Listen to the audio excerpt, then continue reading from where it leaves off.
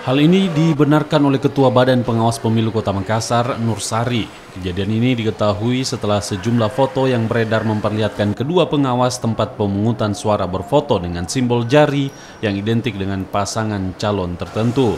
Foto kejadian ini diduga dilakukan saat apel siaga Bawaslu di lapangan Karebosi, Makassar beberapa hari lalu.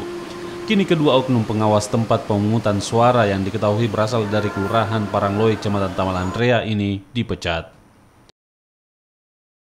Kami melakukan klarifikasi terhadap yang bersangkutan, kemudian menyatakan bahwa memang itu adalah sebuah pelanggaran yang berat dan harus diberhentikan yang bersangkutan.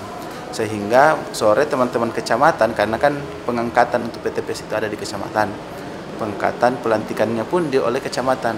Sehingga pada saat di sore itu teman-teman kecamatan atau jajaran kami ini menyepakati bahwa dia harus berhenti.